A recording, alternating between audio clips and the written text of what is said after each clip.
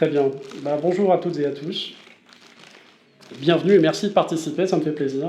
Je ne savais pas si on serait suffisamment nombreux. En fait, on est plutôt nombreux, je suis content. Donc aujourd'hui, on va parler de La société ingouvernable de Grégoire Chamaillou. Juste deux, trois mots en préambule. Je déteste les préambules, donc je vous promets que je ferai court. Ce que je voulais dire, c'est juste faire l'esprit de la présentation, si vous voulez. Moi, j'imaginais un format qui serait de l'ordre de l'éducation populaire, donc quelque chose qui, pour moi, renverse la forme magistrale. Plutôt que d'avoir quelqu'un qui sait, des gens qui savent pas, et puis voilà, il y a une personne qui parle et les autres ils écoutent et c'est tout. Moi, je voulais un truc où on échange nos connaissances et nos expériences. Donc chacun vient avec ses savoirs, chacun sait des choses. Je sais des trucs, vous savez des trucs, on les partage et on cherche un moyen d'exprimer ensemble la spécificité de notre condition politique, ce qu'on a besoin de défendre collectivement, etc. Donc on en fasse un instrument véritablement politique, quoi, en termes d'action politique, et que ce soit pas juste du blabla, et puis on rentre chez soi, et puis c'est tout. Ça, c'est une chose. J'ai fait le choix de présenter un livre, mais outre le fait que ce serait bien qu'il y ait d'autres gens qui viennent présenter des choses, etc., on n'est pas obligé de se limiter au format du livre. Moi, je suis tout à fait ouvert à ce qu'on vienne avec des pures connaissances, quelqu'un qui connaît bien un sujet, il vient nous faire une présentation, etc., ou alors présenter des œuvres d'art qui vous ont interpellé, qui pour vous sont aussi mobilisatrices d'affect, qui sont en jeu, etc. Témoigner de vos expériences aussi, pourquoi pas, c'est ouvert, etc. Du moment qu'on peut échanger autour de ce qu'on vit et de ce qu'on veut faire pour changer la vie. C'est un peu ce que j'avais en tête. Dernière chose que je voulais dire sur le format, c'est que là aujourd'hui c'est plutôt format club de lecture, enfin c'était ce que je voulais faire, mais le livre, on a rebuté certains, je comprends aussi, il n'est pas forcément évident, donc du coup j'ai plutôt choisi un format de présentation d'aide à la lecture, donc c'est pour ça que je vous ai fait les petits documents que vous avez, voilà, et puis, oui voilà, du coup je vais vous décrire la progression générale du livre, exprimer certaines thèses, indiquer certaines références. Du coup, parfois, j'irai un peu vite. Je serai parfois un petit peu trop léger sur certaines questions, peut-être un peu plus profond sur certaines autres, celles qui m'ont intéressé, interpellé, etc. Et je vais essayer de tenir une heure, ça va pas être facile. Bon, trêve de présentation. On va parler donc de l'auteur, mais très très rapidement. Si Grégoire Chamaillou regarde qu'il me pardonne, vraiment je vais quasiment rien dire. Donc Grégoire Chamaillou, il est normalien, il a fait l'école normale supérieure de Fontenay-Saint-Cloud, donc il n'a pas fait la rue d'Ulm à Paris, il ne fait pas partie des gens de la haute. Il est chargé de recherche au CNRS, attaché à l'ENS de Lyon. Il a publié sur l'histoire de la médecine, il a publié sur la théorie de la guerre et il l'a mise en rapport avec l'usage des drones militaires par les États-Unis. Et il a écrit au moins 2 livres sur le libéralisme autoritaire, dont celui-là, La société ingouvernable, qui est paru en 2018. Voilà, je m'en tiendrai là pour la présentation de l'auteur. En ce qui concerne le livre, le titre complet, c'est La société ingouvernable, une généalogie du libéralisme autoritaire. Alors, je reviendrai sur le titre tout à l'heure. C'est un ouvrage d'histoire, mais c'est aussi un ouvrage de philosophie, ou en tout cas, disons, un peu théorique, qui va parler de la théorie de l'économie, de la théorie du management, de la théorie du droit, voilà, de tout un tas d'éléments théoriques. On va ranger ça dans la philosophie, disons. Donc les quelques remarques que je voulais faire sur le titre, il y a un double sens autour de la notion de société dans La société ingouvernable. En fait, on peut entendre par société la société civile, donc le livre parlerait d'une résistance sociale à une forme de gouvernement, une forme de pouvoir politique. Mais on peut aussi entendre par société l'entreprise, tout simplement, une multinationale, auquel cas le livre parlerait des multinationales qui refusent qu'on mette en question leur mode d'organisation. Alors justement, en parlant de la naissance du libéralisme autoritaire, le livre se trouve au carrefour de ces deux thématiques, c'est-à-dire que ça se passe aux États-Unis, au tournant des années 70, un petit peu avant, un petit peu après. Concrètement, il y a une vague de contestation aux États-Unis, et puis il y a une réaction, en fait, des dominants, et c'est ça que le livre va raconter, c'est-à-dire comment les dominants réagissent et comment les dominants vont structurer une réponse économico-politique, ou d'économie politique, si on est marxiste, qui va être nommé, enfin que Grégoire Chamaillou propose de nommer libéralisme autoritaire. Alors c'est une des choses qu'on trouve dans sa conclusion, ce qu'il appelle libéralisme autoritaire, c'est ce que d'autres appellent néolibéralisme. Donc la thèse de Chamaillou, c'est avant tout de nous dire que dans le néolibéralisme, il y a une dimension autoritaire nécessaire, en fait, systématique. Et il va essayer de montrer pourquoi il pense ça, et qu'est-ce qui amène à penser ça dans les paroles mêmes des dominants. Concernant la structure générale du livre, donc ce livre documente les problèmes, c'est très intéressant quand vous regardez le livre en lui-même. Il y a des notes en bas de page, d'accord? Bon, jusque-là, tout va bien. Je vous donne une petite idée, ça, ce sont les notes en bas de page, ça, c'est le livre. C'est-à-dire je ne sais pas si vous le voyez bien, mais en proportion du livre, c'est quasiment un chapitre entier qui est uniquement constitué de notes en bas de page. Pourquoi il fait ça? Simplement parce qu'il veut documenter, effectivement, qui dit quoi, à quel moment, pour montrer qu'il n'invente rien, premièrement, et puis pour nous permettre, effectivement, de retracer un petit peu les trajectoires, parce que c'est ça qui va l'intéresser, je vais y revenir tout à l'heure. Donc il documente les problèmes que se posent les dirigeants d'entreprise, les économistes, les managers, les conseillers en tout genre, bref, les dominants dans la société états-unienne des années 1970, pour mettre fin aux vagues de contestation auxquelles ils sont confrontés, ainsi que les solutions qu'ils développent et qui prendront la forme du libéralisme autoritaire que nous connaissons aujourd'hui.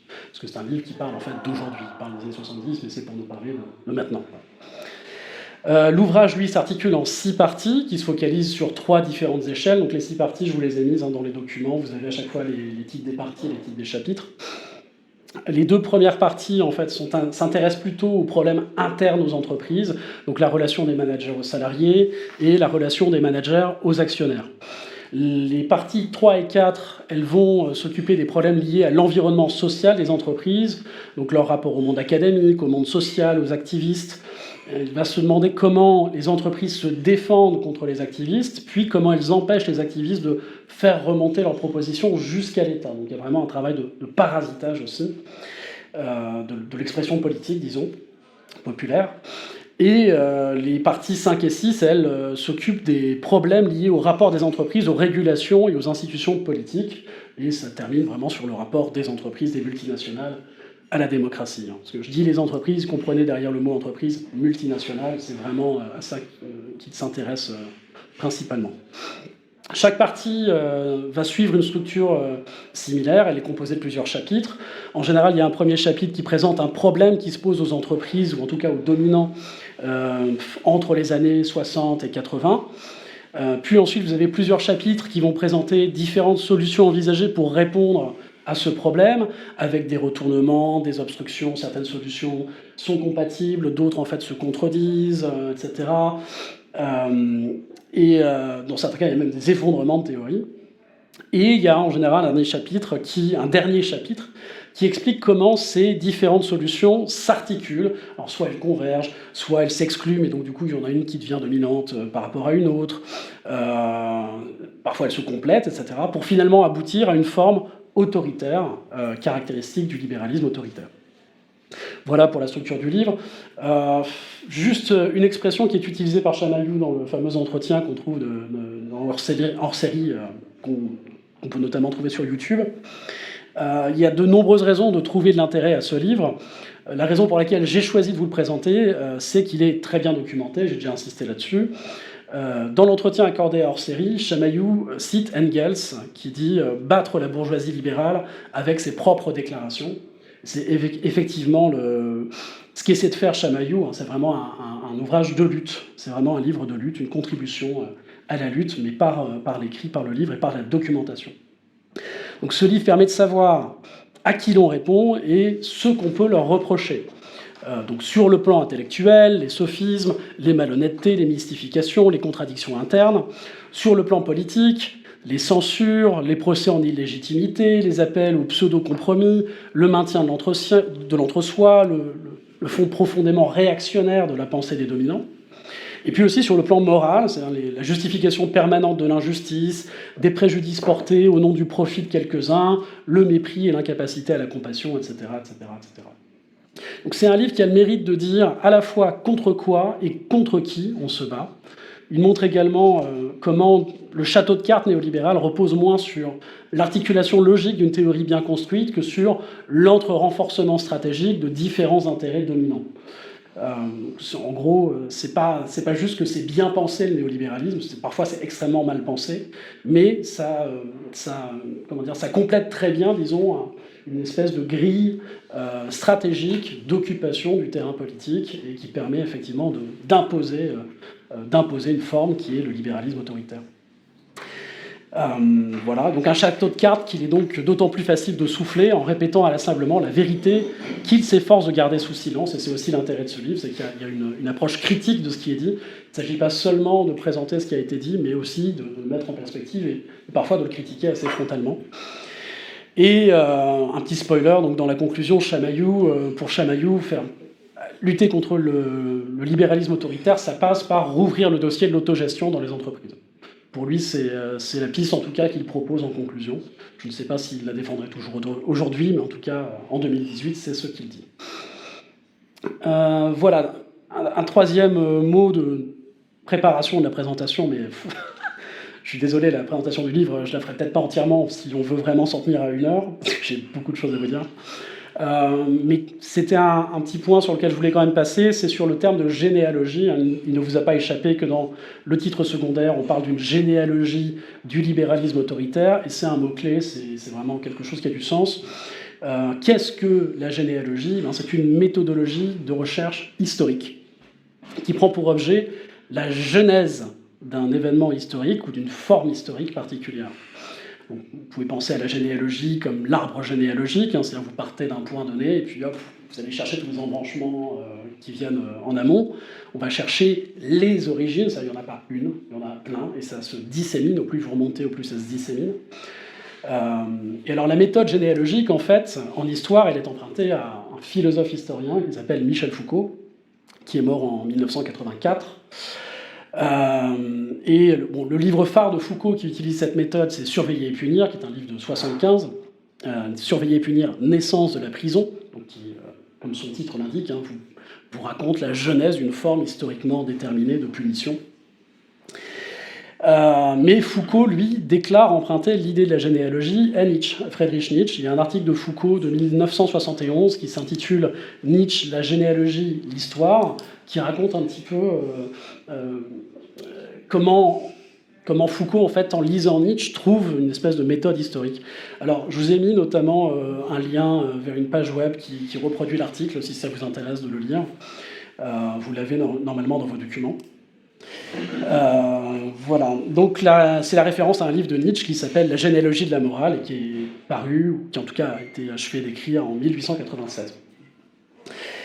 Alors je vais aller très très vite sur la généalogie, j'avais prévu de vous dire beaucoup de choses, mais j'aurais pas le temps. Disons que pour aller très vite, l'enjeu de la généalogie tel que Foucault la comprend en lisant Nietzsche, c'est un petit peu compliqué, c'est-à-dire qu'on lit quelqu'un qui lit quelqu'un qui lit quelqu'un, bon, c'est un petit peu... il y a des déplacements de sens volontaires, si vous voulez, entre chaque lecture. Mais disons que concrètement, ce qui intéresse Foucault dans la généalogie, c'est que c'est une critique de l'origine. C'est une critique, en fait, d'une explication à source unique. On va dire que les choses sont ainsi parce qu'il s'est passé tel truc avant, et ce truc-là, en lui-même, explique tout, suffit à tout expliquer. Ce qui signifie donc, d'une part, qu'il y a une espèce d'unité de la source, plutôt qu'une pluralité de sources. D'autre part, qu'il y a une espèce d'identité de la signification dans le temps, c'est-à-dire que ce que signifiait une chose il y a longtemps, ça conserve la même signification dans l'histoire. Donc ça, évidemment, Nietzsche n'y croit pas, Foucault non plus. Et puis, il y a une notion un peu de téléologie, du coup, c'est-à-dire de finalité, de finalisme dans cette façon de penser, c'est-à-dire qu'il y a une espèce de cause finale dans l'événement passé. En lui-même, il contient déjà tout ce qui va arriver après, derrière. Il contient déjà la finalité, si vous voulez. Ça donne une espèce d'impression de destinée dans l'histoire. Et c'est cette idée-là qu'il s'agit de casser. Alors Nietzsche veut la casser pour des raisons qui sont différentes de celles de Foucault. Foucault, lui, ça l'intéresse beaucoup parce qu'il veut justement faire un ouvrage militant sur la prison et montrer que la prison... À l'époque, on dit que c'est un mal nécessaire, certains le disent encore aujourd'hui. Foucault, lui, fait un livre pour essayer de montrer que pas du tout. En fait, c'est le fait de décision, c'est le fait aussi de lutte, où des gens ont gagné et d'autres ont perdu. Et en fait, cette lutte, elle peut reprendre à n'importe quel moment. Et c'est ça qui intéresse Foucault, effectivement, dans ce mouvement historique. Bon, vraiment, je vous fais ça à la truelle. On peut aller plus dans le détail, mais voilà pour vous donner une petite idée. Et donc, Donc voilà, une histoire généalogique, c'est une histoire sans absolu. Il n'y a pas d'élément métaphysique constant, si vous voulez, qui a un sens ultime et qui ne fait que que se réexprimer à chaque moment de l'histoire, du mieux qu'il peut, etc. Au contraire, tout se transforme continuellement, c'est un petit peu l'idée. Il n'y a pas d'invariant historique, donc il faut comprendre l'histoire dans son changement permanent et la complexité afférente à ce changement. Dans Surveiller et punir, on retrouve la méthode généalogique dans la multiplication des sources, parce que Foucault refuse d'expliquer la naissance de la prison par un simple changement dans l'histoire du droit. C'est pas un jour des juristes ont dit finalement il faudrait plutôt mettre des prisons. Pour Foucault, c'est pas une explication valable. Donc il va analyser ce qu'il appelle les technologies. Bon, c'est un mot un petit peu piégé, mais j'ai pas le temps de vous en parler. Donc il va aller regarder l'architecture des bâtiments, il va aller regarder l'organisation des emplois du temps, il va regarder les sciences humaines émergentes, etc. Il va aussi expliquer ça par le contexte économique, par l'évolution des types de criminalité, par la défiance du système de justice absolutiste qui existait avant, et puis également la question des enjeux d'un nouveau contrôle social au XVIIIe siècle. Donc vous voyez, c'est vraiment cette idée de dissémination des sources, de multiplication des sources, vraiment d'une espèce de complexité. Il y a beaucoup de parties prenantes, de gens qui luttent à un même moment sur une même question. Et alors Foucault, justement, va inventer un concept qu'on va retrouver dans ce livre de Chamaillou, qui est celui de convergence stratégique, c'est-à-dire comment on fait pour expliquer qu'avec des gens complètement différents, qui parlent de points différents de la société, qui n'ont pas les mêmes expériences, pas les mêmes connaissances, même pas nécessairement les mêmes enjeux, mais ils se mettent à parler de problèmes qui sont à peu près communs et finissent par converger vers une forme unique. Comment expliquer ça ? Bien, Foucault dit que c'est une convergence stratégique, c'est-à-dire que chacun y va de sa petite tactique pour régler ses problèmes à son échelle, et parmi ces solutions qui sont proposées, certaines convergent, se renforcent, et du coup, comme il y a effet de renforcement, elles essaient mutuellement de se conserver l'une l'autre. Et donc, au plus vous avez de solutions comme ça qui convergent, au plus vous avez la cristallisation d'une solution qui va se stabiliser parce qu'elle sera forte, parce qu'elle sera soutenue par plein de gens différents, pour des raisons différentes, etc. Bon, la convergence stratégique, c'est vraiment un truc qu'on va retrouver dans la société ingouvernable. Donc ça, c'est un élément de la généalogie qu'on retrouve dans Surveiller et punir et qu'on va retrouver ici. Il y a cette idée d'une dissémination des acteurs, donc les gens qui participent au changement, bon, ça c'est la convergence stratégique, je viens de vous en parler. Et puis chez Foucault, il y a un truc qu'on ne va pas du tout retrouver chez Chamaillou, par contre, et que Foucault prend à Nietzsche, c'est le rôle central du corps. C'est-à-dire que Foucault parle tout le temps d'anatomie politique des corps, de microphysique du pouvoir saisissant les corps, etc. Il prend vraiment cette idée à Nietzsche. Pour Nietzsche, l'histoire généalogique, c'est une histoire des corps pris dans l'histoire, des corps transformés dans l'histoire, changés dans leur chair par les choses qu'ils expérimentent. Et ça n'existe pas tellement dans la société ingouvernable de Chamaillou. Voilà. Bon, j'ai assez présenté le livre en large, donc là maintenant on va entrer un petit peu plus dans le détail. Je vais commencer l'exposition du livre et de mes notes de lecture. J'ai une 50aine de pages, évidemment on ne va pas tout faire. Parfois je vais être très grossier, aller très vite, il faudra me pardonner. Bon, mais je vais essayer vraiment de vous donner une vue un peu générale, et puis parfois je vais aller plus dans le détail sur des choses qui, à mon avis, peuvent nous concerner et nous intéresser. Donc la première partie du bouquin s'appelle « Les travailleurs indociles ». Bon, si vraiment je vous résume ça en très gros, ça raconte comment les salariés commencent à résister de manière incontrôlable au régime disciplinaire des entreprises dans les années 70. Alors la notion de régime disciplinaire, elle est empruntée à Foucault, je n'ai pas le temps de vous l'expliquer dans le détail. Je vous ferai une présentation sur Foucault un jour si vous voulez. Voilà. On y reviendra. Mais bon, voilà, on se garde ça sous le coude. Toujours est-il qu'il y a un régime disciplinaire, que les gens travaillent à la chaîne, et puis voilà, ils sont dans un système hiérarchique, ils sont surveillés. Et puis au bout d'un moment, les gens en ont marre. Dans les années 70, c'est ce qui se passe. Les gens en ont marre, et de différentes manières, ils commencent à résister de façon systématique à ce système-là. Et donc le management va employer 4 méthodes différentes pour y répondre. C'est ça que va raconter vraiment cette première partie. D'abord, ils vont répondre par la violence disciplinaire. Ils vont dire vous êtes indiscipliné, on va vous rediscipliner, voilà, on va vous faire rentrer dans le rang. Ça ne va pas marcher. Ensuite, ils vont dire on va essayer de les comprendre. Donc on fait des expériences autogestionnaires. Je vais vous raconter un petit peu après comment ça se passe. Je n'irai pas dans le détail. Lisez ces 2 premiers chapitres, ils sont très drôles. Ils sont vraiment très drôles à lire. Voilà, la troisième solution, elle est déjà un petit peu plus sale et un peu plus contemporaine, c'est qu'on va répondre par le chômage et l'attaque des droits sociaux. C'est-à-dire que si les gens ne nous obéissent pas, on va leur faire peur. Voilà.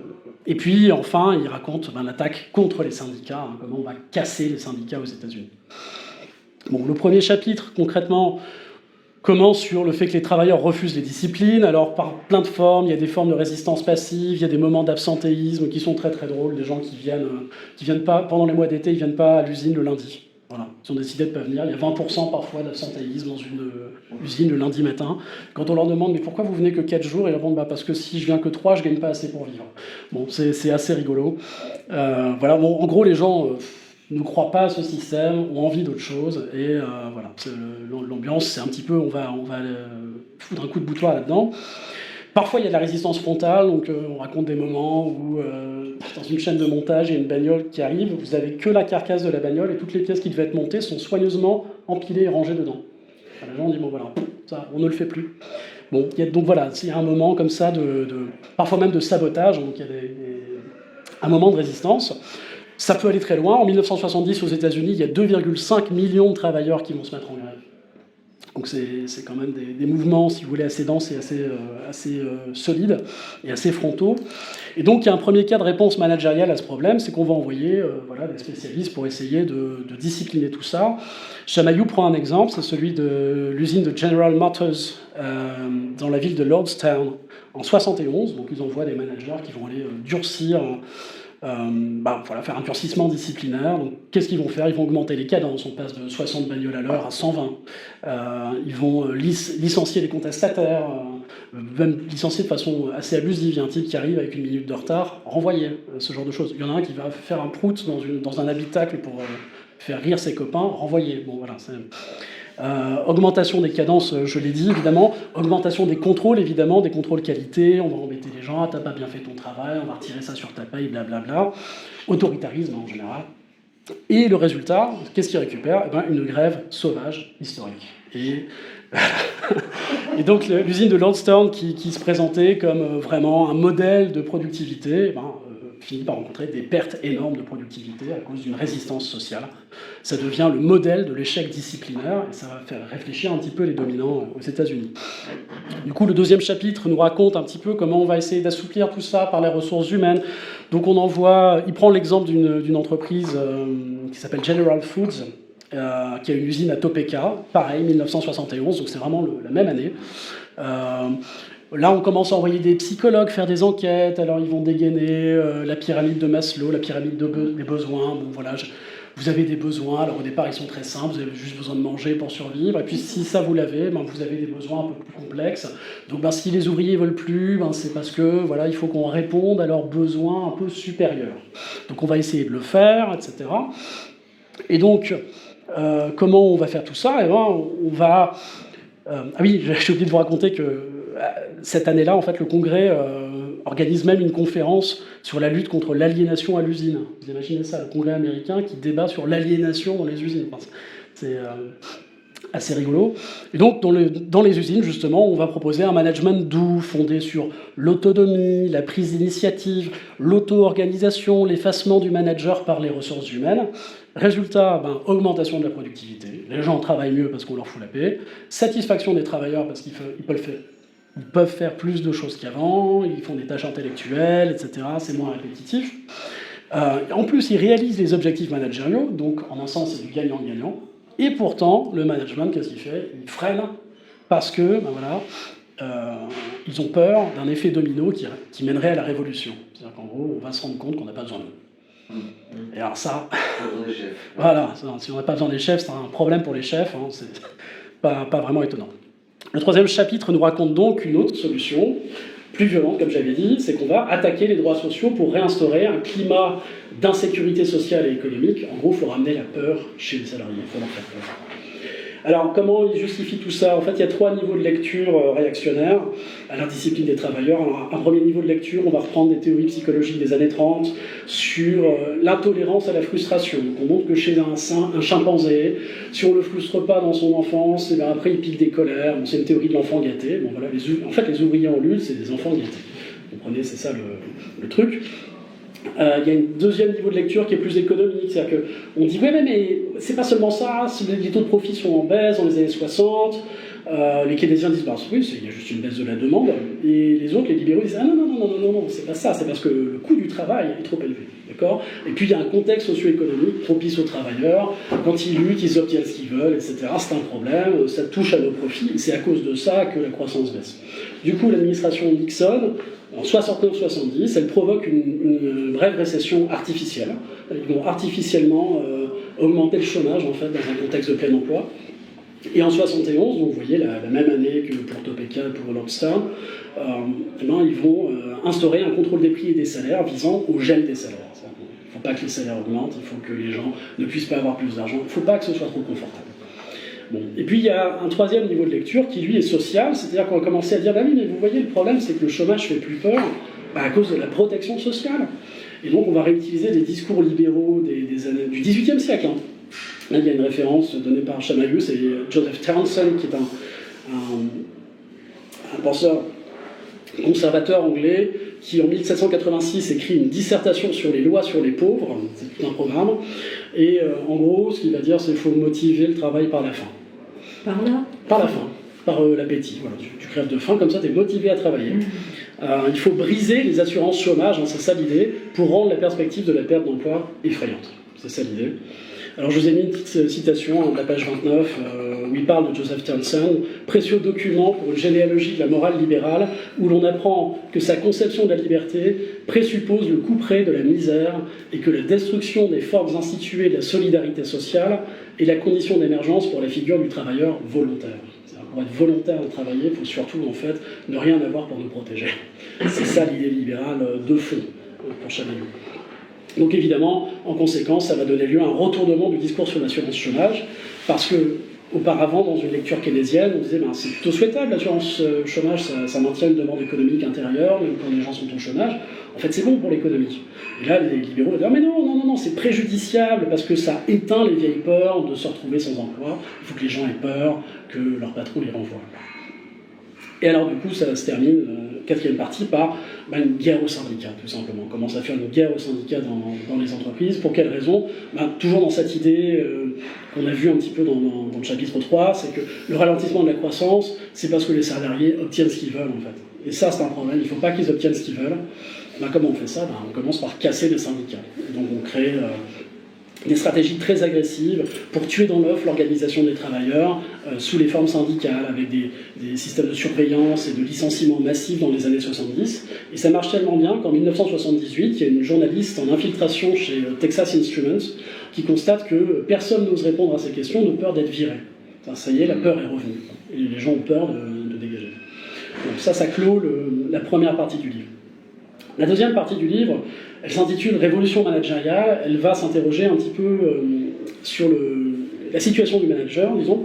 Ça raconte comment la position de dirigeant d'entreprise titrisée, donc d'une entreprise qui a des actions tout simplement, et qui donc a des actionnaires, va remettre en question profondément la doctrine libérale. On va se rendre compte que ce que pensait Adam Smith, par exemple, du bon fonctionnement de l'économie, en fait, c'est un peu contredit par le fonctionnement concret d'une entreprise possédée par des actionnaires.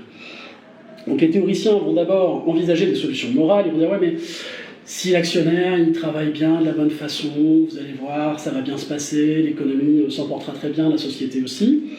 Et puis, ça ne va pas du tout satisfaire les néolibéraux qui vont réclamer d'assujettir les managers à l'exigence de profitabilité des actionnaires. En gros, il va falloir trouver des moyens pour faire pression sur les managers pour que vraiment ils n'aient pas leur mot à dire face aux actionnaires. Et pour enfin appliquer donc, un concept qui est emprunté à Hayek, qui est celui de catalarchie. Alors, la catalarchie, c'est catalaxie et arché. L'arché, c'est le principe, donc le principe de la catalarchie. J'y reviendrai tout à l'heure, mais la catalarchie, en gros, c'est le marché. C'est la centralité du marché sur l'organisation de l'économie. Voilà, et donc de restreindre en fait le manager à un problème d'une logique d'agence. Si vous êtes intéressé un petit peu à ce que disait Johann Chapoutot sur le rapport du nazisme au management, ce côté rapport d'agence, on envoie des gens en mission pour faire un truc, etc. C'est à peu près comme ça que les actionnaires pensent sous la houlette un peu d'Hayek, qui est un Autrichien, qui n'est pas nazi, mais qui a connu cette période du nazisme. Il est autrichien. Il est autrichien, on y reviendra parce qu'Hayek il est assez d'accord avec Schmitt qui a été encarté dans le parti nazi, mais Chapoutot dit bien que Carl Schmitt il n'est pas vraiment représentatif de la pensée nazie, il aimerait bien, mais les nazis ne vont pas se retrouver en fait dans ce qu'il propose. Bon, c'est un petit peu plus compliqué, j'ai pas vraiment le temps d'entrer dans le détail, honnêtement. Mais bon voilà, c'était juste pour vous donner une référence. Bon, concrètement, la logique d'agence, c'est vraiment cette idée de vous êtes juste des agents du marché. Vous n'êtes rien d'autre que ça. Et donc le problème du management, c'est juste de savoir comment faire pour que l'agent fasse bien ce qu'on lui demande. C'est juste ça la question. Donc on arrive au chapitre 5 qui ouvre cette deuxième partie, où comment dire, ironiquement, Chamaillou appelle ça une crise théologique, hein, ce chapitre. Ça part en fait d'un livre qui est paru en 1932, qui s'appelle L'entreprise moderne et la propriété privée, qui est écrit par Adolf Burley, qui est un juriste, et Gardiner Means, qui est un économiste. Et ce livre, en fait, va être censuré par l'éditeur quasiment immédiatement après sa parution, à la demande d'un cadre de la General Motors, qui est horrifié par la thèse du livre. C'est vous dire à quel point ça a fait peur aux managers, ce qui se disait dans ce livre. Bon, et en gros, cet ouvrage va être redécouvert, notamment dans les années 60. Et en gros, la thèse de ce livre, c'est que Adam Smith centrait le libéralisme sur la recherche individuelle et égoïste du profit. Hein, c'est un modèle de propriétaire gestionnaire. En gros, c'est le petit patron. Hein, c'est le petit patron qui tient son entreprise, qui en possède tous les éléments et qui participe, si vous voulez, à sa gestion quotidienne pour qu'elle soit plus productrice, plus productive en tout cas, de manière à ce que il fasse son profit concrètement par son travail. Un peu le modèle qui était le plus fréquent en fait au XVIIIe siècle. Donc ça a du sens qu'Adam Smith le pense comme ça. Mais depuis la fin du XIXe siècle, c'est le modèle actionnarial, donc fondé sur la titrisation des entreprises, qui est majoritaire et qui sépare les deux fonctions. D'un côté, vous avez des actionnaires qui sont propriétaires, et de l'autre, vous avez des gestionnaires désintéressés, au sens où, comme ils ne sont pas propriétaires, que la gestion soit bonne ou qu'elle soit mauvaise, qu'est-ce que ça change à leur profit? Disons que ils peuvent être intéressés pour d'autres raisons, mais d'un point de vue strictement libéral, ils ne sont pas intéressés par la récupération du profit de l'entreprise. Voilà, donc ça donne lieu à ce double mouvement, dissémination de la propriété d'un côté, il n'y a plus un propriétaire, vous avez une myriade de propriétaires. Et puis, de l'autre côté, vous avez une séparation avec la gestion des affaires. Vous avez d'un côté la propriété, de l'autre côté le contrôle. Alors que les deux, auparavant, allaient ensemble. Et donc, on se pose une question, c'est un problème, en fait, par rapport au libéralisme classique, c'est quelle est la motivation des agents économiques? Qu'est-ce qui les motive à faire ce qu'ils font? Voilà, c'est-à-dire, théoriquement, pour les libéraux, c'est faire du profit, l'économie. Oui, mais si c'est pas le profit qui les motive, qu'est-ce qui les motive? Voilà une question qui est bonne. Voilà. Et alors, du coup, je vous ai mis une petite citation de la page 43. En gros, dégagé de tout ancrage économique substantiel dans la propriété du capital, le contrôle par le management apparaît comme un pouvoir d'un genre gouvernemental. Et alors, le mot est important, gouvernemental. En gros, on va commencer à interroger les multinationales naissantes sous un angle politique. On va commencer à se demander à quoi ça sert, qu'est-ce qu'ils font pour nous, de quel droit ils font ce qu'ils font, etc. Et donc ça pose des questions qu'en fait, les libéraux n'ont peut-être pas envie qu'on pose. C'est un moment assez intéressant, ce moment-là. Et alors cette théorie, elle porte un nom, c'est le managérialisme. Le fait que le manager est envisagé comme une figure d'autorité à la tête d'une institution politique, une espèce de gouvernement privé. Voilà. Donc il y a une ambivalence de cette thèse. Hein. Certains économistes vont dire oui, c'est l'émergence d'un pouvoir gestionnaire désintéressé, c'est-à-dire qu'en gros, des gens vont faire les choses parce qu'il le faut, au sens kantien du terme, si vous voulez, chez Emmanuel Kant. Ce qui est vraiment moral, c'est d'agir par devoir, c'est d'agir de façon désintéressée, littéralement. Je ne fais pas les choses pour mon intérêt, je le fais parce que j'estime rationnellement que c'est ce qu'il faut faire, de façon générale. Donc est-ce qu'on va avoir des managers comme ça, qui sont désintéressés, qui en soi vont essayer de faire ce qu'il faut, ou est-ce qu'on va avoir une espèce de despotisme managérial, c'est-à-dire qu'ils vont écraser tout le monde.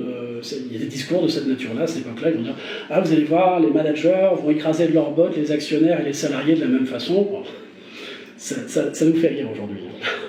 Mais à cette époque-là, il y a une espèce de petite angoisse qui se lève. C'est la thèse de l'inadéquation de la théorie traditionnelle libérale. Voilà, c'est le premier problème. Du coup, au chapitre 6, on voit une première solution. Je vais peut-être aller un peu plus vite là-dessus, même si c'est très intéressant ce moment-là. C'est le moment du managérialisme éthique, qui est soutenu en fait par Burley lui-même, celui qui a écrit ce fameux livre de 32. Et qui dit, en fait, la solution, c'est qu'il faut concevoir le manager, justement, comme un représentant politique, mais pas de n'importe quelle nature. Vous allez le voir. Bon, concrètement, pour eux, on part d'un modèle, si vous voulez, paternaliste du pouvoir en entreprise, qui consiste à dire je suis le patron et je suis en même temps propriétaire, C'est chez moi, donc je commande. C'est à peu près comme ça que ça marche. Avec cette espèce de séparation entre gestionnaire et actionnaire, ben, vous avez deux conséquences. Du côté du manager, il n'y a plus de justification patrimoniale de l'autorité. Vous ne pouvez plus dire ben, je vous donne des ordres parce que c'est chez moi ici. Donc, ben, du coup, pourquoi tu nous donnes des ordres en fait? T'es qui toi pour nous parler? C'est à peu près ça la question. Hein. Et de l'autre côté, côté actionnaire, il y a un affaiblissement de la prétention à diriger l'entreprise dans le seul intérêt. C'est des propriétaires passifs. Voilà. De quel droit il viendrait expliquer ce qu'il faut faire? De toute façon, ils ne gèrent même pas le machin. Donc pourquoi est-ce qu'ils peuvent nous dire... Pourquoi ils parlent? Ben voilà. Pourquoi ils nous diraient qu'il faut tel niveau de rentabilité plutôt que celui-là s'ils ne gèrent pas les affaires? Comment peuvent-ils le savoir? Comment peuvent-ils le dire? Bon. Et alors, bon, je vais aller un petit peu plus vite, mais concrètement, il propose un modèle d'administration fiduciaire, mais qui, pour Chamaillou, représente vraiment un mouvement de fond très intéressant parce que c'est remplacer l'explication de l'organisation de l'entreprise par l'économie politique par un autre mode d'explication qui est de philosophie politique, de nature de philosophie politique. Donc on se rapproche de quelque chose qui est de l'ordre de la démocratie. Alors attention, on n'a pas rendu les entreprises démocratiques en soulevant ça, mais simplement on autorise dans la sphère des dominants de s'interroger, ben, notamment à la thèse, à l'hypothèse d'une entreprise démocratisée, d'une entreprise où j'y participe, j'ai le droit d'ouvrir ma gueule. Concrètement, c'est ça l'idée. Voilà. Et donc Burley lui dit, vous allez voir, le manager, il va départager équitablement entre tous les intérêts de la société. Parce qu'évidemment, à cette époque-là, des multinationales apparaissent. C'est nouveau, ça intéresse beaucoup les gens, ils y réfléchissent beaucoup, et on commence à avoir un petit peu peur en fait, de ce qu'elles peuvent faire, parce qu'elles commencent à être plus puissantes que certains États. Voilà. Voilà, je me rends compte que je suis beaucoup trop lent, donc je vais aller beaucoup plus vite sur ce niveau-là, mais pour le faire extrêmement vite, Burley propose un modèle qui ressemble un petit peu à ce qu'on appelait le miroir au prince au Moyen-Âge, c'est-à-dire qu'en gros, on va faire du business éthique. Voilà, on va parler d'éthique des affaires, on va donner des recommandations éthiques aux managers, et les managers, comme ils sont gentils et qu'ils veulent bien faire, ils vont le faire et tout se passera bien. Certains vont dire, ah ouais, mais en fait, peut-être qu'on aurait plutôt créé une constitution dans les entreprises. On va créer une constitution entrepreneuriale, etc. Donc on va mettre des espèces de lois fondamentales contre lesquelles les managers ne peuvent pas aller, etc. Et évidemment, la réaction des néolibéraux, ça va être de dire pas du tout, hors de question, on n'est pas le droit de faire ça. En gros, ce qui intéresse vraiment Chamaillou dans ce chapitre, et c'est pour ça que j'y ai pris du temps, c'est qu'en gros, pour lui, on est vraiment dans un mode de pensée vraiment concurrent de ce qui va se faire dans le néolibéralisme. En gros, Foucault, quand il pense au néolibéralisme en 78, il va employer un concept qui est celui de gouvernementalité. Il va dire en gros la gouvernementalité libérale, c'est de se demander comment organiser l'État selon des modalités qui sont économiques. Et ici, Chamaillou va dire, ouais, mais avec le managérialisme éthique, on a fait l'inverse, c'est-à-dire qu'il crée un concept qu'il appelle la managérialité, c'est-à-dire qu'on s'est demandé comment on allait organiser les institutions économiques selon des modalités qui sont politiques. Et c'est ça qui intéresse beaucoup Chamaillou, c'est ce renversement en fait, dans la perspective interne à l'organisation de l'entreprise. Pourquoi, après tout, on ne réfléchirait pas aux entreprises comme des institutions politiques, mais sérieusement politiques? C'est pas juste, ouais, elles sont politiques parce qu'elles ont un pouvoir, elles sont politiques parce qu'elles s'organisent politiquement. Donc tout ce qui est valable dans l'ordre politique est valable dans l'ordre entrepreneurial. C'est ça qui est intéressant. C'est pour ça que je suis arrêté un peu plus longuement. Il faut que j'avance sur le chapitre suivant, mais je ne sais plus quelle page il est. Bon, le chapitre suivant, concrètement, c'est le mouvement de panique néolibéral, si vous voulez, qui va réagir assez violemment. Alors, en fait, ça ne commence pas directement par les néolibéraux, ça commence d'abord par un certain nombre de personnes qui vont questionner la thèse de Burley et Means, en la mettant simplement à l'épreuve des faits, en disant si les managers ont pris tellement de pouvoir, comment expliquer que les conseils d'administration peuvent régulièrement dégager un PDG et le remplacer par un autre. Ils vont commencer à dire bon ouais, un PDG, il peut être un peu misogyne quand il choisit sa secrétaire, mais son pouvoir s'arrête là. En gros, s'il commence à distribuer l'argent de l'entreprise aux plus pauvres, les actionnaires vont le dégager très rapidement. Donc en fait, il n'a pas tant de pouvoir que ça.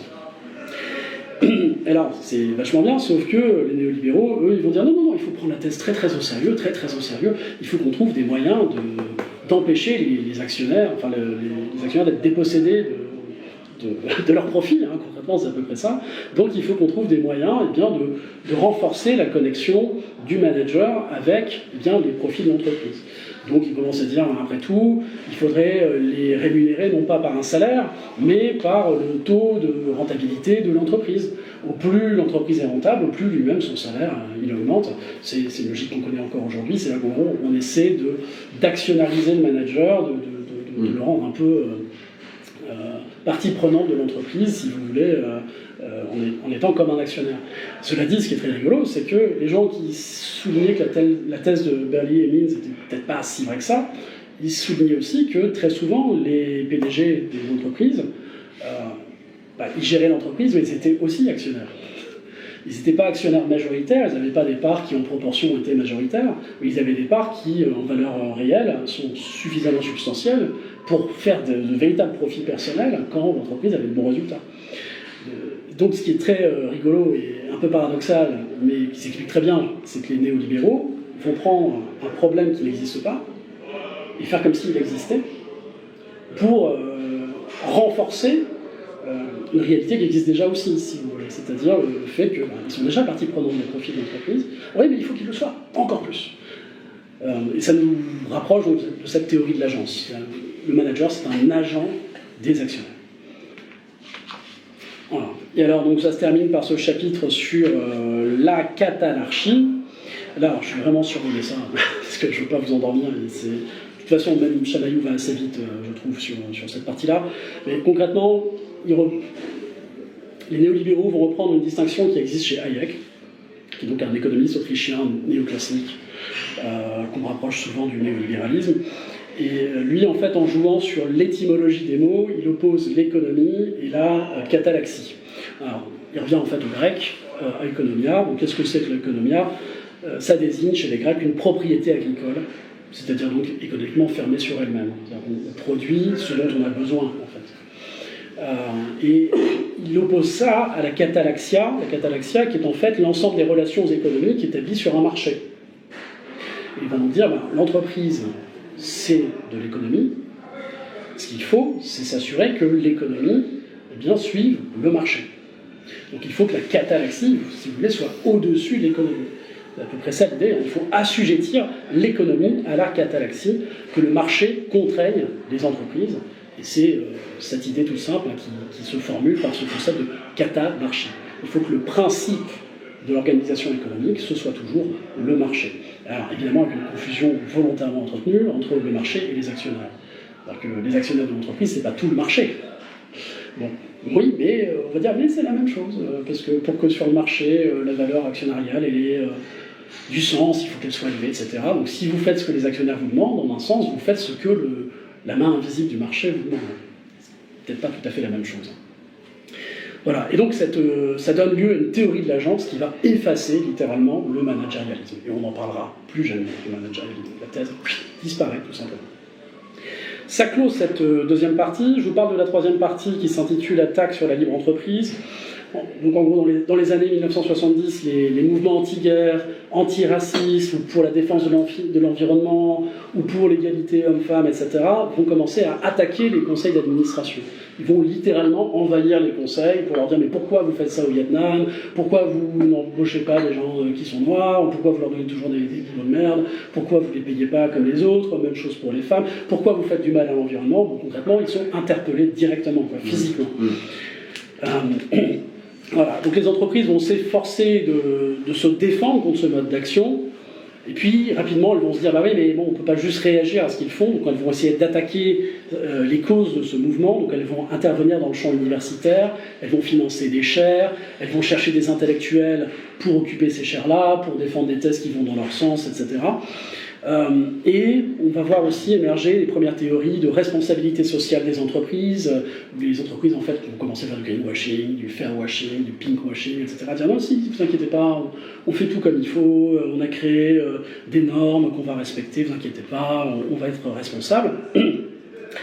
Et bon, ça c'est une première vague, si vous voulez, de solutions à ce problème. Et puis les néolibéraux arrivent, et eux, ils vont dire ah non, nous on va créer une théorie qui nie l'existence de l'entreprise. C'est la théorie du nexus. Il va dire en fait l'entreprise, c'est juste un autre contrat. Donc l'entreprise, ça n'existe pas. Vous avez juste des porteurs de capital qui contractent les uns avec les autres par le biais d'une personne juridique fictive. Donc l'entreprise, ça n'est que ça. Donc il n'y a pas d'actionnaire derrière, il n'y a pas de management, etc. Il n'y a, voyez-vous, que des gens qui ont décidé de participer ensemble à faire de l'argent en apportant leurs capitaux. Évidemment, votre capital, mon capital, globalement, c'est du capital humain. Hein. C'est-à-dire qu'en gros, on est de la main-d'œuvre. Bon. Mais ils vont dire oui, mais donc vous êtes porteur d'un capital, vous êtes venu contracter avec des gens pour faire fructifier votre capital sous la forme d'un salaire, etc. Bon, c'est la théorie du nexus qui est portée par les néolibéraux, qui donc essaient de résoudre ce problème en disant bah non, il n'y a pas de problème à résoudre, parce qu'il n'y a pas d'entreprise. Donc quand vous dites aux entreprises, c'est pas bien ce que vous faites, parce que vous cherchez votre profit, etc., vous parlez à personne, en fait. Les gens essaient simplement de faire fructifier leur capital, etc. Autrement dit, chat perché, c'est à peu près l'idée. Je vais très très vite en disant ça, mais c'est à peu près l'idée. Et cette théorie-là, bon, elle est là pour résoudre le problème de l'interpellation des entreprises, sauf que elle va aussi créer un nouveau problème qui est celui de la justification de la prééminence des actionnaires. Oui, parce que si on est tous porteurs de capital qui participent à l'entreprise, pourquoi les actionnaires auraient plus le droit à la parole que les autres porteurs de capital? Enfin, une question qui est bonne aussi. Alors, ils vont essayer de justifier ça par une position policière de surveillance des actionnaires sur l'entreprise, qui nie le problème de la légitimité de la gouvernance d'entreprise. J'ai pas de solution au problème, je vais juste le justifier en disant on a besoin des actionnaires pour faire du profit. Voilà. Ça s'en tient à ça. Les néolibéraux là-dessus, ils veulent jamais ouvrir le dossier politique. Jamais. Ils vont toujours faire en sorte d'esquiver la question. Donc, je vais aller très très vite là-dessus pour qu'on gagne un petit peu de temps. Le premier chapitre va vraiment s'intéresser à la façon dont les activistes attaquent littéralement les conseils d'administration et comment les conseils d'administration essaient de les empêcher de faire trop de dégâts, donc limiter la casse. Le chapitre 10, lui, va s'intéresser au Memorandum de Powell. Donc en gros, c'est un moment où on se dit qu'il faut produire un discours de réaction. Et pour produire un discours de réaction, il faut qu'on ait des universitaires qui travaillent pour nous. Donc il faut qu'on définance les chaires de nos adversaires intellectuels. Il faut qu'on finance au contraire les chaires des chaires qui vont aller dans notre sens. Et il faut évidemment qu'on trouve des intellectuels qui vont aller défendre nos thèses sur le terrain de l'université pour gagner en fait la bataille des idées. C'est à peu près l'idée de cette théorie. Il y a un très bon article du Monde diplomatique qui raconte comment l'économie néoclassique a été imposée à partir des années 50 par des entreprises, des multinationales qui ont financé systématiquement les chaires d'économie et qui ont toujours menacé les universités de les définancer d'une façon générale si elles n'ouvraient pas des chaires de cette nature et si elles ne fermaient pas les chaires un peu plus hétérodoxes dans le champ économique. Donc ça, c'est aussi un mouvement historique qui n'est pas raconté par Chamaillou, mais qui va tout à fait dans le sens de cette idée du mémorandum de Powell. Le chapitre 11, donc, c'est le moment de la responsabilité sociale et environnementale, où il s'agit de dire, plus qu'on est critiqué, le meilleur moyen de survivre à la critique, c'est de l'admettre, et puis de dire, vous inquiétez pas, on va résoudre le problème. On va le faire nous-mêmes. C'est un peu la théorie du guépard, tout changer pour que rien ne change. Vous inquiétez pas, on va tout changer, mais c'est nous qui allons le faire, donc on va le faire dans notre intérêt. C'est à peu près l'idée. Et enfin, donc, chapitre 12, l'entreprise n'existe pas, donc c'est l'élaboration de cette théorie du nexus, donc ce moment où non, il n'y a pas d'entreprise, il n'y a que des contrats entre des porteurs de capitaux, etc., de capital, il n'y a pas de capitaux, excusez-moi. Évidemment, la cible, en fait, ce qu'il faut retenir, c'est que la cible de cette théorie, c'est le champ académique. Le but du jeu, c'est pas de nous convaincre, nous, c'est de faire taire les hétérodoxes, c'est de faire taire les économistes qui, eux, pourraient dire le contraire. Et ça se termine donc sur cette théorie policière de la firme. On dit, oui, mais alors du coup, si on est tous porteurs de capital, pourquoi les actionnaires, ils ont plus le droit à la parole que les autres? Et les néolibéraux vont dire, c'est très simple, c'est parce que quand vous travaillez avec des gens, il y a toujours un flemmard qui en fait un peu moins que les autres. Il faut que vous payiez une personne qui va vérifier que tout le monde fait bien son travail. Et celui-là, comment on va le payer? On va le payer avec la plus-value, on va le payer avec, disons, le profit, la part supplémentaire produite. Donc, après tout, nous, actionnaires, nous ne sommes là que pour garantir que tout se fait correctement. Mais comment le font-ils puisqu'ils ne sont pas gestionnaires? Ils le font simplement en regardant leur taux de profit. Voilà. Si mon taux de profit a augmenté, c'est que vous avez travaillé. Si mon taux de profit n'augmente pas, c'est que vous êtes des flemmards. C'est évidemment comme ça que ça marche. C'est comme ça qu'Auchan réagit. Voilà, on a perdu de l'argent, vous voyez, on va renvoyer des gens, c'est que les gens, on va bien travailler. Ça ne peut pas être les décisions, évidemment, au sommet qui vont donner lieu à ce genre de problème. Voilà, bon, là vraiment je l'ai fait de très très loin. Oui, dernière chose à dire sur cette partie-là, c'est que ça va donner lieu à une critique de la part des néoconservateurs, parce que en gros, ils vont dire aux néolibéraux, elle est vachement bien votre théorie, le problème c'est que personne n'y croit. Donc personne ne va vouloir la défendre. Donc politiquement, vous ne pourrez jamais imposer un système fondé sur cette façon de penser si vous êtes en démocratie. Voilà. Vous voyez comment se prépare le reste. Hein. Si vous êtes en démocratie, donc, évidemment, ça va devenir, il faut qu'on soit plus en démocratie. Ou en tout cas, qu'on limite la dimension démocratique. Alors, évidemment, les néolibéraux répondent à ces critiques des néoconservateurs en disant « nos théories sont trop raffinées pour le commun ». Pour le joli macronisme. Évidemment. Et les néoconservateurs, qui sont quand même pas débiles, ils vont dire « ouais, d'accord, si c'est ça, on va chercher d'autres personnes qui vont faire ce travail-là ». Si les néolibéraux ne sont pas fichus de pondre une théorie pour faire exister politiquement l'intérêt des actionnaires, il va falloir que nous-mêmes, on trouve des gens pour effectivement faire de la stratégie politique, et pas juste du blabla d'économistes. Voilà. Et c'est ce qui ouvre cette quatrième partie, la quatrième partie qui s'intitule Un monde de contestataires. On va voir les néoconservateurs qui trouvent que la redéfinition du pouvoir actionnarial par les néolibéraux, elle est politiquement trop faible pour acquérir une aura de légitimité dans le champ social. Donc il faut une bataille de légitimité, si vous voulez, du marché et des actionnaires. Et donc il faut trouver une solution qui est stratégique, qui est vraiment de nature politique, comment occuper le terrain politique avec des thèses dont personne ne veut et qui ne convainquent personne. C'est vraiment le problème qu'ils se posent.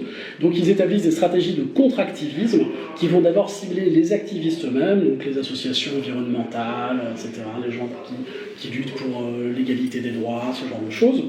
Et bien sûr, les travailleurs, mais bon, ça fait longtemps qu'on a compris qu'ils se faisaient écraser si on a bien suivi la première partie.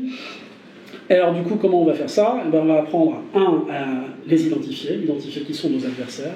2, à utiliser le dialogue pour les désorganiser. Donc on va les épuiser par des stratégies de dialogue. Ensuite, on va parasiter la communication de leurs idées avec les canaux gouvernementaux. On va essayer de faire en sorte que leurs idées ne puissent pas bien remonter vers les ministères, etc. Parce que par malheur, un homme politique pourrait y réfléchir et se dire « Ah, mais c'est une bonne idée en fait. C'est pas con. » Voilà, donc on va essayer de parasiter ça. Et puis, évidemment, enfin, on va délégitimer les modes d'action les plus puissants, les plus contraignants de la part des activistes.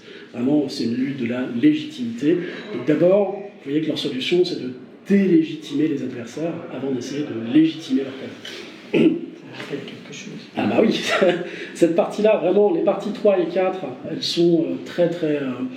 si on veut réfléchir à l'action politique, elles sont très vivifiantes pour l'esprit et très mobilisantes, j'avais dit. Bon, je vais continuer très très vite parce que vraiment j'ai plus beaucoup de temps, mais bon voilà. En gros,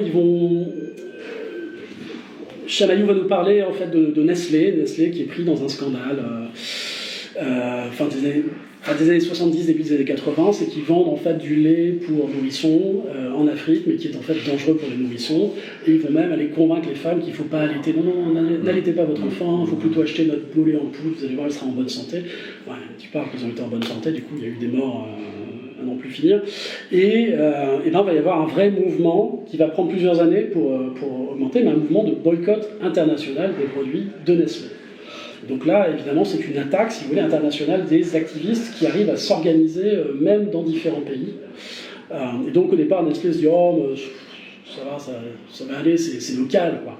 Et puis, ils vont se rendre compte qu'aux États-Unis, ça prend. Et là, ils vont se dire « Oh là là, on est mal barré. » Et ils vont faire venir un type qui s'appelle Raphaël Pagan, qui est un ancien conseiller présidentiel, et qui, lui, va utiliser Clausewitz, qui est un théoricien notamment de la guerre, pour faire la guerre concrètement aux activistes.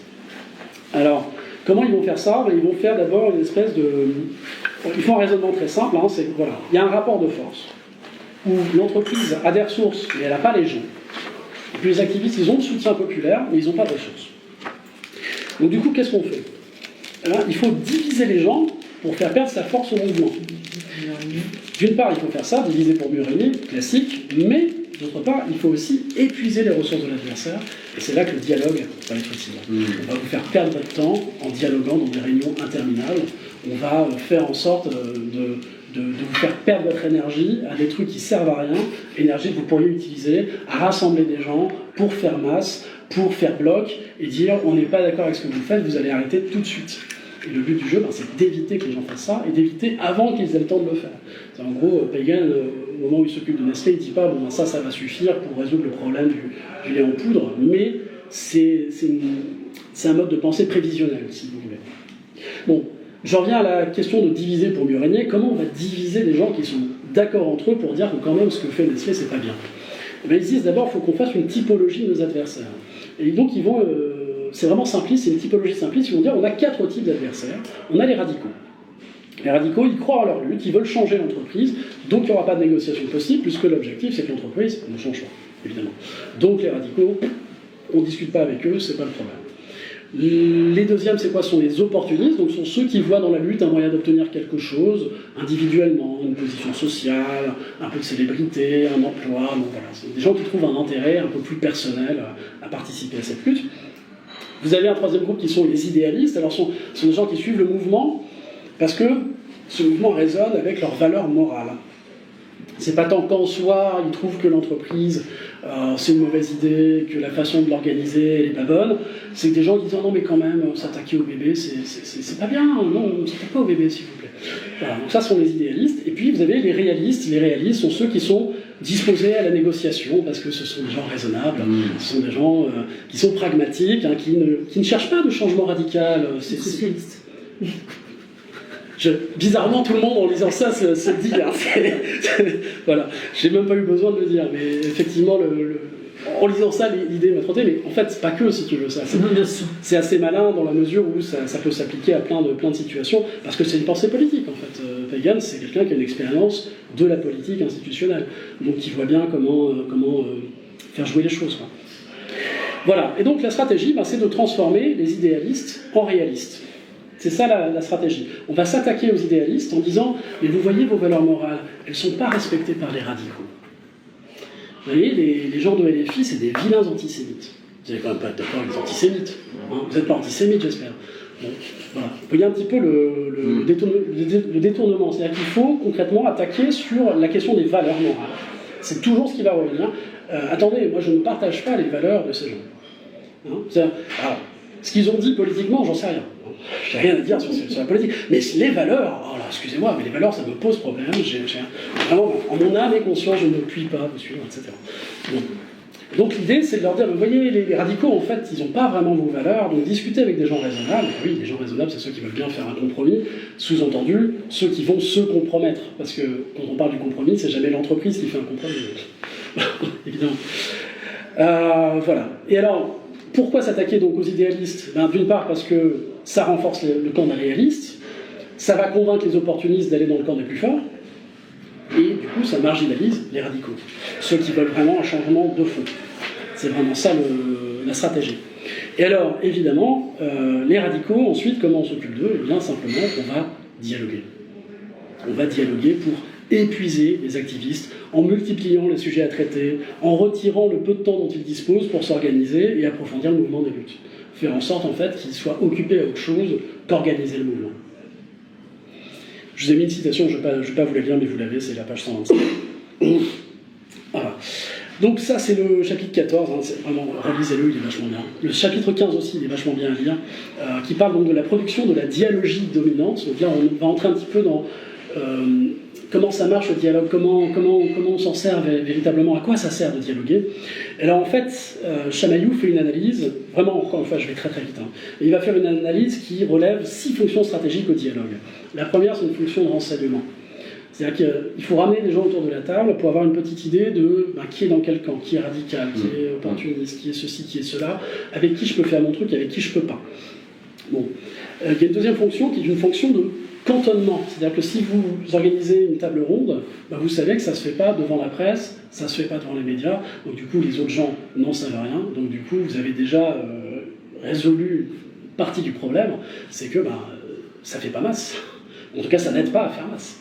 Vous les arrêtez avant qu'ils aient le temps, effectivement, de parler aux journalistes et de dire « Ah oui, mais quand même, Nestlé, c'est pas bien ce qu'ils font, etc. » La troisième fonction, c'est une fonction de diversion, parce que ça permet aussi de déplacer le sujet de contestation.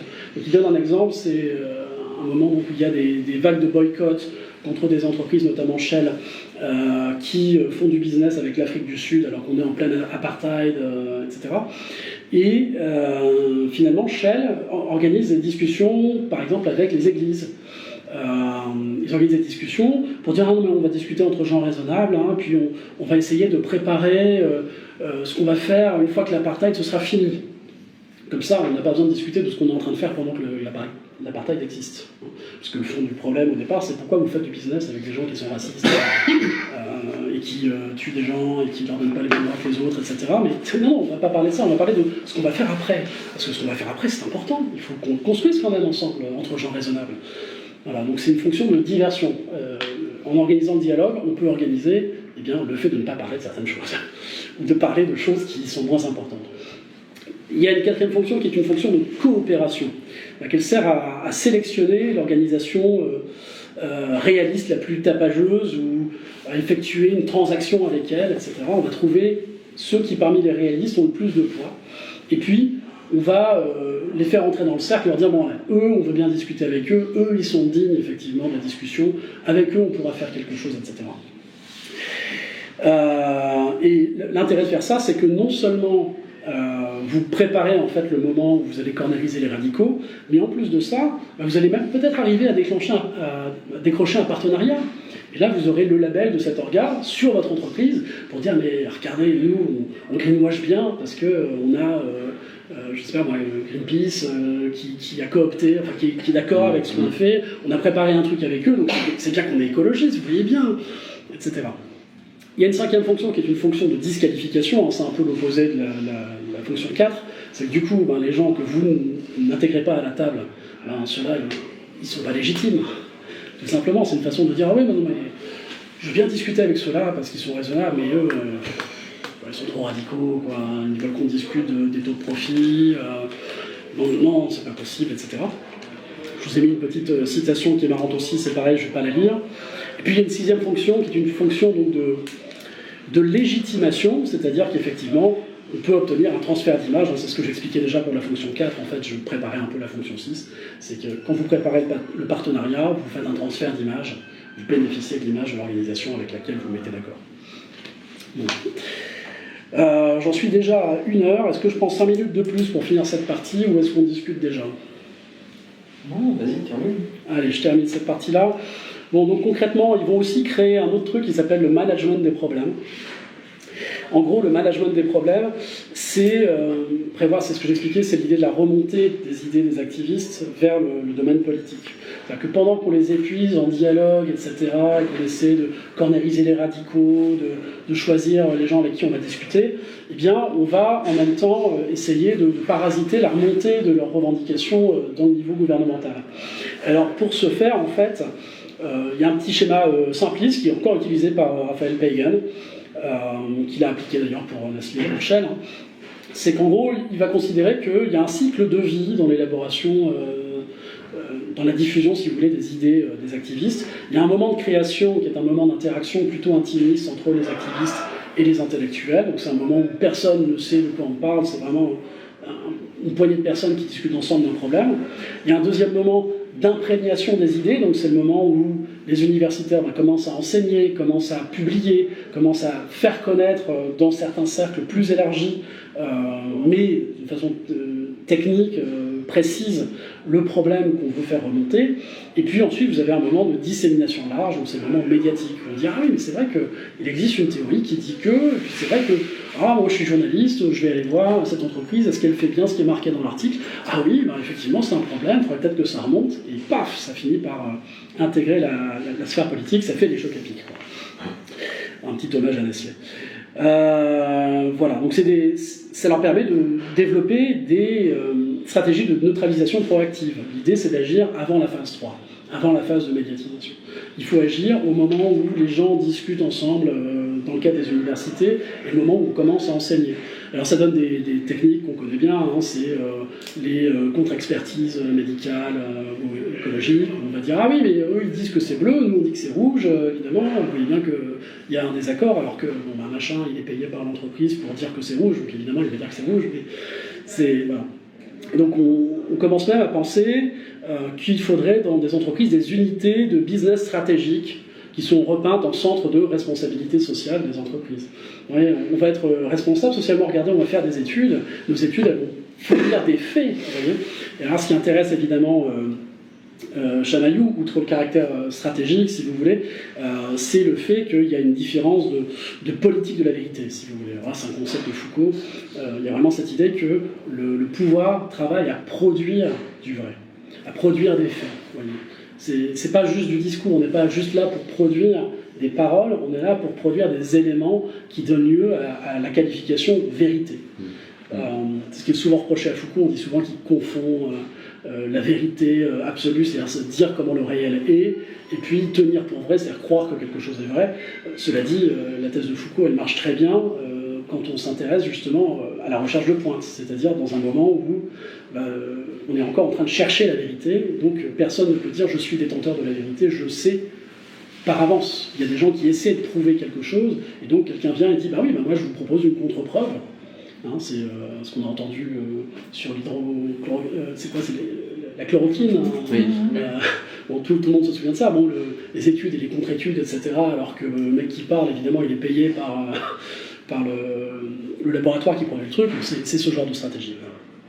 Donc là, effectivement, Chamaillou dit il y a une chose nouvelle qui est inventée avec tout ça, c'est la managérialité stratégique. La managérialité, souvenez-vous, c'est ce moment où on commence à organiser l'entreprise de façon politique. On commence à la penser comme une entité politique. Et le moment où elle devient stratégique, c'est ce moment où on va appliquer tous les modes de pensée propres à la guerre, à la prise de pouvoir dans la lutte, etc., qu'on connaît bien dans le champ politique, mais par l'organisation politique, par l'organisation managériale. Donc le management en gros fait la guerre. Quoi. Et Chamaillou va aller jusqu'à montrer qu'en 2011, ce genre de choses était encore appliqué sur le gaz de schiste, l'exploitation des gaz de schiste, etc. Et ça se termine sur la théorie des parties prenantes. Je vous ai dit, la quatrième partie, elle est très riche. Je m'y suis arrêté un peu plus, mais je vais aller très très vite. Malheureusement, plus que je ne l'aurais souhaité. Mais au pire, je vous mettrai mes notes en ligne, ça me fera plaisir. Concrètement, la théorie des parties prenantes, elle est magnifique. D'abord, c'est un jeu de mots. Parce que partie prenante, en fait, en anglais, c'est stakeholders. Et en fait, c'est un jeu de mots avec les stockholders. Les stockholders, c'est les actionnaires. Voilà. Et donc, les stakeholders, donc les porteurs d'enjeux, normalement, c'est les gens qui, quand on fait des paris sportifs, etc., ils viennent, ils disent, bon, alors toi, tu me donnes combien pour... Alors, tu peux le faire à 10 contre 1, etc. C'est le book, quoi. C'est celui qui prend l'argent, qui fait les calculs et qui redistribue à la fin. Voilà. Donc, la théorie des stakeholders, en fait, c'est le moment où les entreprises commencent à se penser, de façon générale, comme étant continuellement en contact avec tous les éléments de la société et doivent réfléchir, si vous voulez, à la façon dont on organise la communication avec ces éléments-là, en identifiant lesquels sont les plus dangereux, en fait. Et la théorie des parties prenantes, elle va servir, en fait, comment dire... Elle a un versant éthique, elle a un versant stratégique. Elle a un versant éthique parce qu'elle dit, ben voilà, on a une obligation vis-à-vis des autres, donc il faut qu'on tienne compte des intérêts de tous et de toutes. Donc il faut qu'on discute avec les associations, il faut qu'on discute avec les représentants politiques, il faut même qu'on discute avec les dauphins si on pouvait. Bon voilà, faut qu'on discute avec tout ce qui pourrait participer de près ou de loin à la vie de l'entreprise, parce que on doit faire preuve de respect, on doit faire preuve de reconnaissance, on doit être ouvert au dialogue. Évidemment, vous voyez bien comment ça prépare évidemment les stratégies de mise en impuissance des adversaires. Et par ailleurs, il y a un versant stratégique à cette théorie parce qu'elle parle de soumettre, de tenir en respect et d'identifier les adversaires. C'est un peu le double sens de la théorie des parties prenantes. Et donc, ils vont simplement commencer à proposer une série d'auteurs qui publient un truc organisé par un type qui s'appelle Ronald Mitchell, produisent un article pour proposer justement de hiérarchiser un petit peu les parties prenantes, savoir lesquelles sont les plus importantes, quels sont les intérêts qu'on doit prendre en compte le plus, parce que vous voyez, c'est ce qui a le plus de sens dans l'action de notre entreprise. Et il propose en fait 3 critères. Le premier, c'est le pouvoir par rapport à l'entreprise, le pouvoir que vous avez de nuisance par rapport à l'entreprise, la légitimité que vous avez dans le champ social et dans le champ politique, c'est-à-dire à quel point les gens vous écoutent, et puis évidemment l'urgence de vos revendications, parce que si vous parlez de gens qui sont en train de mourir, évidemment vous parlez d'un truc qu'il est plus difficile de mettre de côté que si vous parlez de, au hasard, un réchauffement climatique dont on verra peut-être les effets dans 40 ans, donc vous voyez un petit peu l'état d'esprit. Et alors, en faisant cette hiérarchie, en utilisant ces 3 critères, les auteurs se posent un problème et disent « Ah ouais, mais il y a un problème, voyez-vous, c'est qu'il y a des gens qui ne sont peut-être pas légitimes à être considérés comme partie prenante parce que leur mode d'action, ils ne sont peut-être pas si acceptables que ça. » Et alors, 3 exemples de personnes qui sont, d'après eux, de groupes qui sont, d'après eux, très capables de nuisance, qui parlent de choses très urgentes, mais qui, en termes de légitimité, ne sont peut-être pas si légitimes que ça. Un premier exemple, c'est les ouvriers de la General Motors qui font des luttes pour augmenter leur salaire et pour changer leurs conditions de travail. Alors ceux-là, non, ils ne sont pas très légitimes, vous savez, ils ne sont pas vraiment très fiables. Le deuxième exemple qui est donné, c'est les écologistes qui plantent des clous dans les arbres pour qu'on ne puisse pas les couper. Alors ces gens-là... non, ils sont peut-être pas si légitimes. Et puis les troisièmes, ce sont les terroristes. Il ne faut quand même pas qu'on prenne les terroristes. Et alors un très bon exemple de terroriste qui est donné effectivement par ces gens, c'est l'ANC, le mouvement de Nelson Mandela en Afrique du Sud, qui réclame évidemment des droits sociaux pour les Noirs en Afrique du Sud. Ceux-là, c'est quand même de sacrés terroristes, on est assez d'accord. Ces gens-là sont très très violents.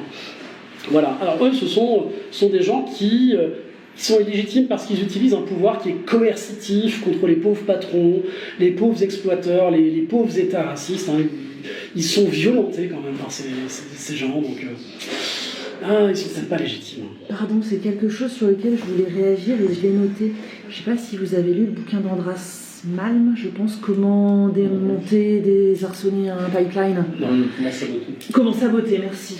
Et parce qu'en fait, justement, sur l'ANC, il y a un truc hyper intéressant, qui est que quand il y a des mouvements de droit, des mouvements pour le droit des Noirs qui se mettent en place, finalement, ces mouvements sont écoutés quand il y a une branche terroriste qui se met en place et qui fait peur au pouvoir. Ouais. Et que... Alors justement, justement Chamayou, il vient tout à fait, c'est là qu'il arrive.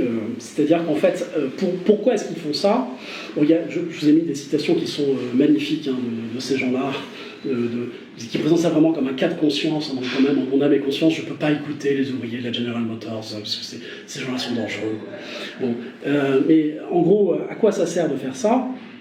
Ça sert évidemment à faire face... Alors, comment dire? Il faut que j'explique un truc d'abord, il propose une manière de faire face à ces parties prenantes qui sont dangereuses. Alors, comment on leur fait face? Il faut, 1, les identifier. D'accord? Il faut, 2, ne pas les légitimer, c'est-à-dire les délégitimer. Ces gens-là, on ne peut pas discuter avec eux. Les parties prenantes, on va discuter avec elles, mais eux, c'est des parties prenantes, mais elles sont dangereuses, donc on ne va pas discuter avec elles. Permettre et inciter sa répression. C'est-à-dire que comme ils sont dangereux, il faut qu'on accompagne les gouvernements qui vont les mettre en prison, qui vont ceci, cela, etc. Et puis les forcer en fait à terme à abandonner la force. C'est-à-dire le but du jeu, c'est de les convaincre que si vous voulez vous asseoir avec nous, arrêtez de faire vos grèves, arrêtez de faire vos opérations de boycott, arrêtez de faire vos blocages comme ça. Qu'est-ce que c'est que ces manières? Si vous voulez discuter avec nous, on veut discuter avec vous, mais arrêtez de faire ça. C'est pas des façons de discuter quand même. Nous, on est ouvert au dialogue, pourquoi vous dialoguez pas, quoi? Vous voyez, c'est vraiment l'idée. Donc le but du jeu, évidemment, c'est de faire une espèce de transaction, de dire, il y a une différence entre identifier et reconnaître. On vous identifie comme partie prenante, mais on ne vous reconnaît pas comme partie prenante. C'est-à-dire qu'on sait que vous existez, que vous dites des choses qui ont rapport avec ce qu'on fait, mais on ne reconnaît pas votre légitimité à venir discuter avec nous, parce que vos modes d'action sont trop violents. Et si vous abandonnez vos modes d'action, alors là, nous vous reconnaissons, et là, vous avez le droit de venir avec nous pour venir résoudre le problème. Pourquoi ils font ça? C'est pour pouvoir assujettir les modes d'action des organisations aux entreprises. Il faut que ce soit l'entreprise qui décide à la fin. Donc pour qu'elle puisse décider à la fin, il faut surtout que vous ne soyez pas un mode d'action qui soit plus puissant que ça. Pour que vous ne l'ayez pas, il faut que vous l'abandonniez. Donc, on ne vous reconnaîtra que si vous abandonnez vos modes d'action. Parce que c'est ce qui vous rend puissant. En gros, si vous devenez impuissant, vous serez reconnu. Vous serez considéré comme légitime. Etc. Donc, c'est le dilemme de la reconnaissance. Soit vous utilisez une puissance illégitime, soit vous obtenez une reconnaissance impuissante. Voilà. Bon, je m'arrêterai là, c'est la 4e partie. Si ça vous intéresse, on fera une autre rencontre sur les parties 5 et 6. Là déjà, il y a eu à boire et à manger, je pense. Je pense qu'on peut faire une petite pause et puis ensuite un moment de discussion, si ça vous convient. Avec plaisir.